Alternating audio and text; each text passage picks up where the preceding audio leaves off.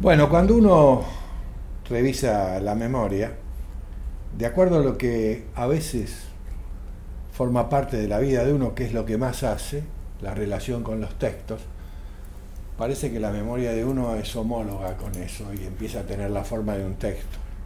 Y cuando uno se acerca a una novela, a un poema, hay determinadas marcas que busca. Lo mismo en la memoria. Noé Gittrick acaso sea un sintagma que se ha repetido a lo largo de 40, 50 años en mi vida de modo muy insistente.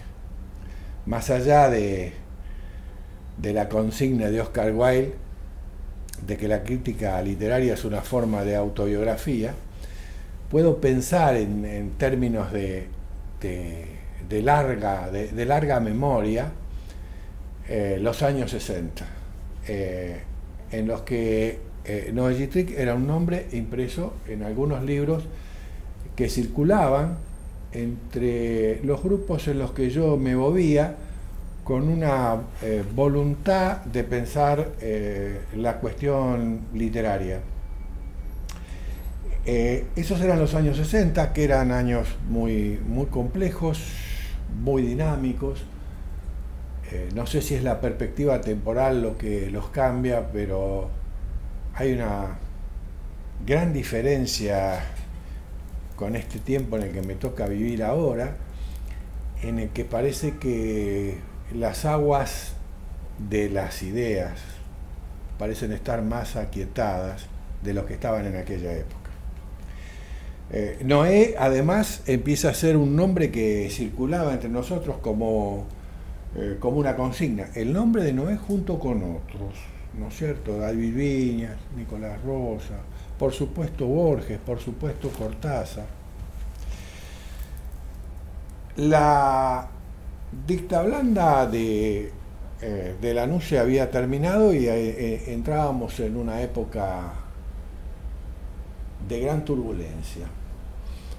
La llegada al gobierno del peronismo con Cámpora de presidente produjo en la carrera de letras en particular, yo en esa época estaba cursando la carrera de letras, un cimbronazo descomunal con el ingreso de algunas cátedras que producían una gran innovación, porque la carrera estaba absolutamente anquilosada en torno de un conjunto de conceptos de teoría literaria que no pasaban el principio del siglo XX, con un conjunto de autores muy reducidos.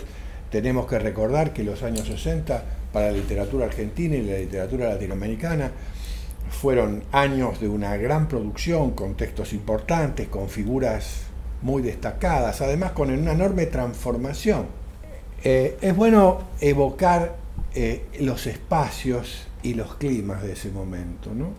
Digamos, Buenos Aires vivía una época de gran turbulencia en todos los niveles, pero podríamos decir que desde el punto de vista histórico, la percepción de que era un momento de transformación muy fuerte desde el punto de vista político. Y por supuesto, nosotros que hacíamos la carrera de letras, digamos, como en condiciones monásticas, digamos, con profesores que manejaban conceptos que eran para nosotros, podríamos decir, hasta irreverentes. ¿Por qué? Porque la teoría, la crítica literaria circulaba, digamos, de una manera muy intensa por otros canales. Entonces, la aparición de algunas cátedras fue decisiva.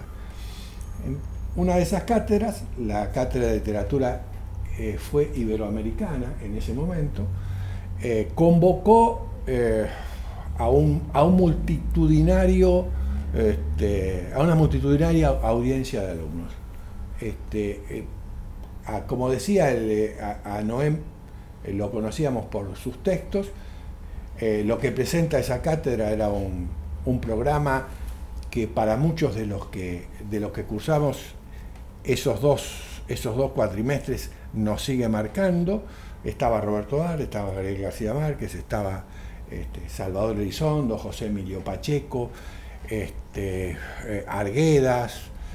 Había un equipo de gente que trabajaba con Noé, porque la cátedra tenía, yo diría, centenares de alumnos, ¿no es cierto? Eso fue decisivo, y el ingreso de un modo de pensar la literatura, de cruces entre la crítica y la teoría, muy fuerte. Ese es el momento en el que yo tomo contacto con Noé, y lo conozco, claro, él en tanto profesor, y yo formando parte de aquellos alumnos que no éramos pocos, de los que luego nos encolumnamos en torno de un modo de pensar las cuestiones que tenían que ver con la literatura. Bueno, ahí se produce ese dinamismo que hablaba de la historia y de la política, produce un corte. Noé tiene que exiliarse a México, y durante entre 12 y 15 años el modo de contacto que yo tenía, digo primera persona, pero nosotros, era por el seguimiento que hacíamos de la obra, de los libros de Noé, entre otros, porque cómo circulaba la obra de Noé, circulaba en forma de biblioteca, con constantes referencias a autores literarios o críticos o teóricos, que eran para nosotros muy movilizadores. Y cuando digo nosotros, me estoy refiriendo a un conjunto de gente que después, dispersos a veces por el mundo, como alguna vez me encontré con Marcelo Estrún, a veces con María del Carmen Rodríguez,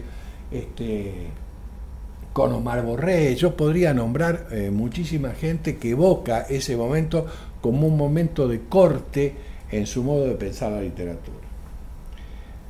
Bueno, la otra etapa es una etapa diferente, es una etapa de muchísima mayor intimidad que yo tengo con Noé, que es a partir de su regreso. Tengo la posibilidad de incorporarme a trabajar en la Cátedra de Literatura Latinoamericana, y poco a poco, por esas tentativas de los afectos, de las búsquedas, de las pasiones, nos fuimos acercando. Digamos, hicimos revistas juntos, hicimos jornadas juntos, dirigió mi tesis de doctorado. Yo recuerdo que el día que presenté el libro que fue la consecuencia de esa tesis de doctorado, Noé dijo que estaba muy contento de que presentáramos ese libro, pero también eso significaba una pérdida, una cierta nostalgia de todas las conversaciones que habíamos tenido en torno de Onetti, a los que se suman otros. También nos pasó con la cuestión de Macedonio, y entonces ahí ya es bastante más complejo para mí establecer un deslinde entre las cuestiones que son propias de la profesión estrictamente y las cuestiones que son propias de la amistad, digamos, esas charlas que tenemos a veces por la mañana, la circunstancia de compartir la novela del corazón. Digamos, no me estoy refiriendo a la novela sentimental, sino a nuestros padecimientos físicos, y eso es de mucha cercanía, de intercambiar datos o preguntas acerca de determinados remedios, le otorga a nuestra relación una gran densidad. En definitiva, poco más, poco menos es lo que yo podría decir de Noé. Como dije al principio, si la memoria de cada uno, ¿cómo es la memoria de un relojero? ¿Cómo es la memoria, digamos, de un electricista? ¿Cómo es la memoria de un filósofo? ¿Cómo es la memoria de alguien que hace crónicas periodísticas? Yo tengo la idea que la memoria se parece, homologa sus rutinas, sus búsquedas. Y yo creo que en tanto lector, básicamente, yo creo que si eligiese una sola palabra, diría, bueno, ¿a qué te dedicas, Roberto? Soy lector. Bueno, si es así, mi memoria, que se homologa a la de un texto leído, tiene como una recurrencia y una insistencia que lo distingue en muchos lugares el sintagma noegitric. como referencia, como marca, muchas veces como salvavidas, ¿no es cierto? En el sentido no metafórico, sino directamente, alguien a quien puedo recurrir en determinadas circunstancias que no son fáciles y son difíciles, y además el privilegio de poder estar en el lugar en el que Noé sepa que puede recurrir, que eso es lo importante del ida y vuelta, ¿no? Entonces esto podría ser un buen prólogo.